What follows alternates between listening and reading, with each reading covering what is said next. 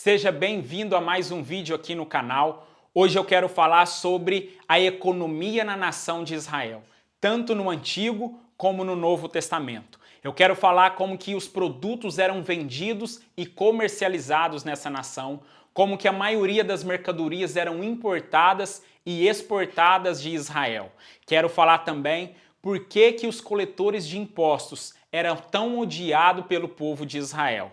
Se você é novo por aqui, já se inscreva no canal para não perder nenhum conteúdo, porque toda semana tem vídeo novo. Deixe o seu like aqui e compartilhe esse conteúdo com os seus amigos. Eu quero começar a falar sobre o comércio no Antigo Testamento.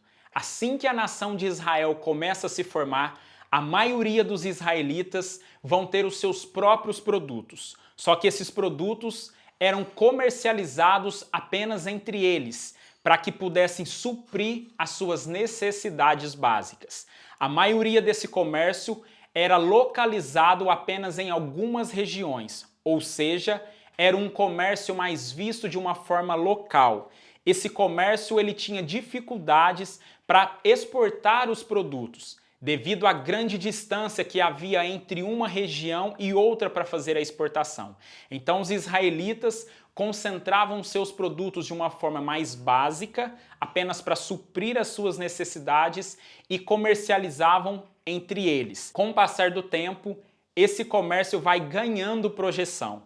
Então os produtos são aumentados nas suas diversas formas, outros produtos começam a ser plantados e descobertos pelo povo de Israel. De um simples comércio local no Antigo Testamento, agora esse comércio vai transformar-se em um grande mercado. Nós vemos isso presente no Novo Testamento, principalmente na cidade de Jerusalém. Os mercados ficavam ligados à porta de entrada da cidade.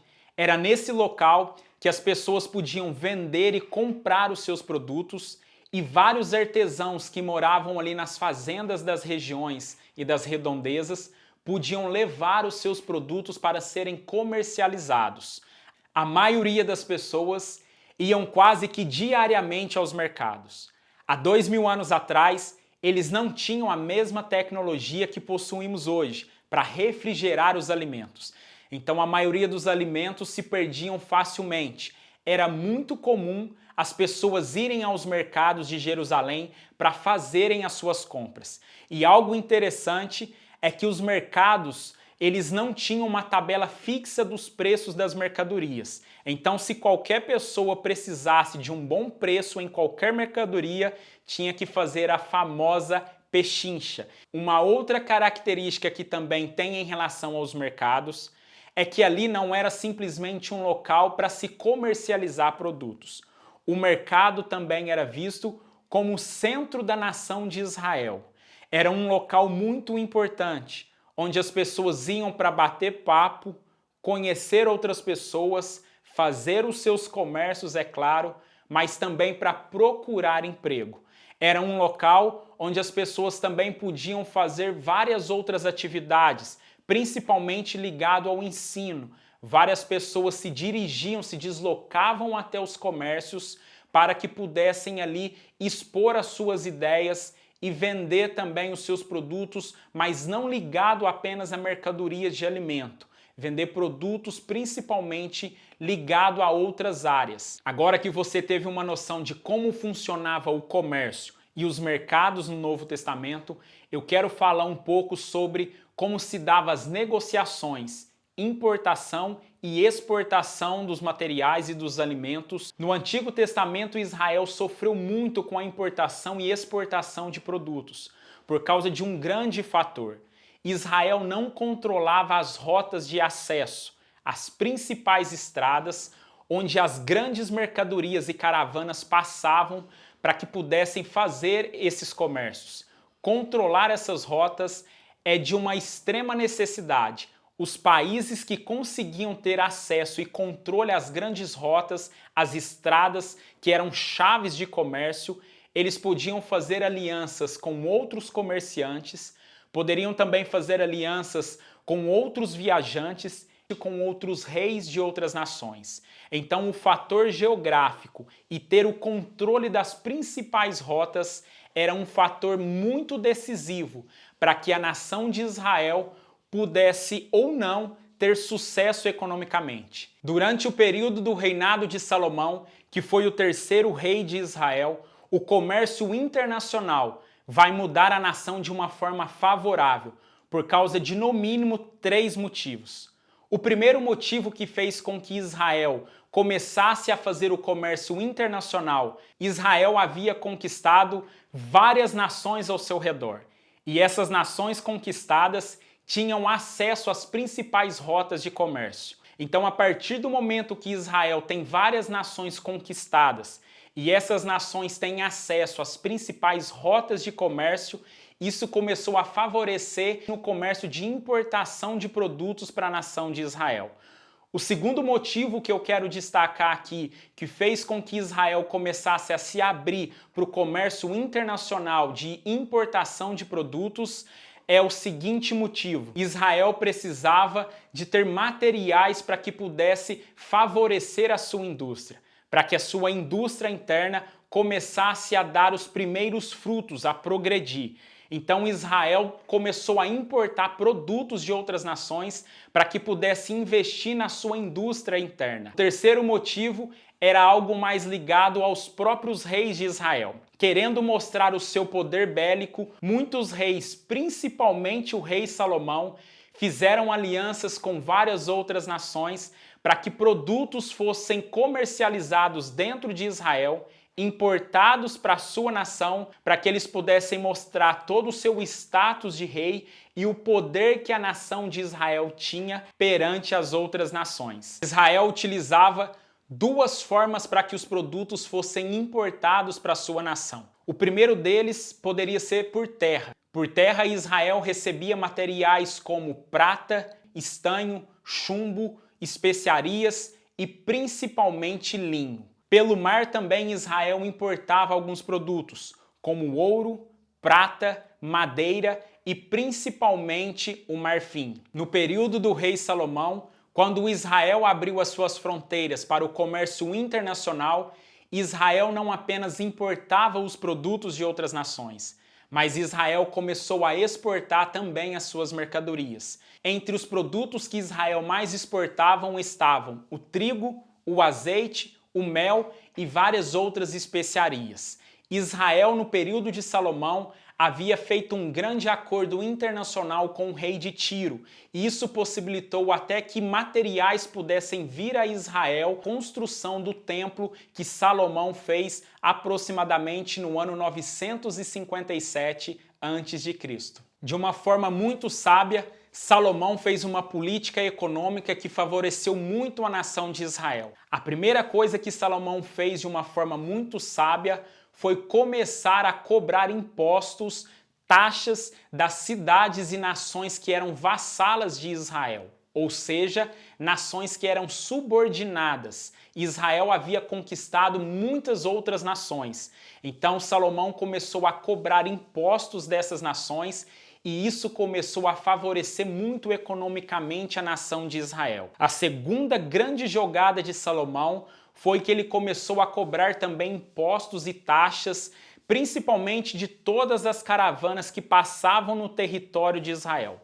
Como Israel havia conquistado várias outras nações, agora Israel tinha acesso às principais rotas de comércio. Então qualquer comerciante ou outras nações que quisesse cruzar o caminho de Israel, eles tinham que pagar várias taxas ao rei Salomão. Isso fez com que Israel se tornasse uma grande potência econômica, de tal forma que a fama do reinado de Israel e de Salomão começou a chegar entre várias nações vizinhas. E o Antigo Testamento, ele narra uma história a respeito da rainha de Sabá, que ouviu falar sobre o poderio econômico do rei Salomão e da sua sabedoria, e ela viajou até Israel para conhecer a Salomão e ver de perto a sua grande sabedoria, como também o seu poder econômico. Vários reis de outras nações visitavam Israel a fim de fazer acordos comerciais com Salomão.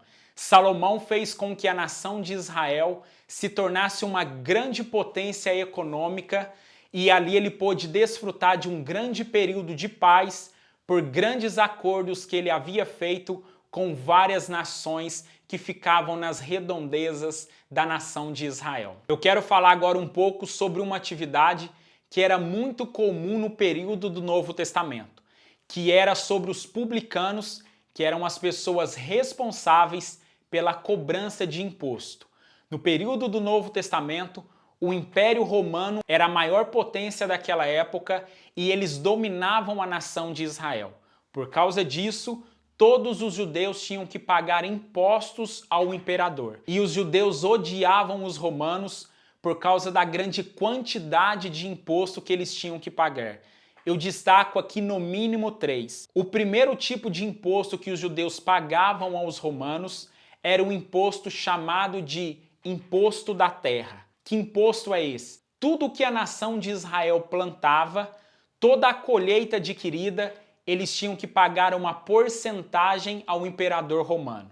Um outro tipo de imposto é chamado de imposto comunitário. O imposto comunitário, ele custava em média 1 denário, que era um dia de trabalho, e esse imposto ele era feito principalmente em períodos de recenseamento, quando o povo fosse contado. E havia o terceiro tipo de imposto, que era o mais pesado para os judeus pagarem, que é chamado de imposto alfandegário. Esse imposto era cobrado sobre taxas sobre o deslocamento da mercadoria. Esse imposto se tornava pesado porque se uma mercadoria fosse viajar por longas distâncias, isso fazia com que o dono da mercadoria precisasse pagar várias taxas, fazendo com que o seu produto tivesse um custo muito alto e uma vez ele colocando o produto para venda de uma forma alta, a ponto de obter lucros, muitas vezes ele não conseguia vender o produto.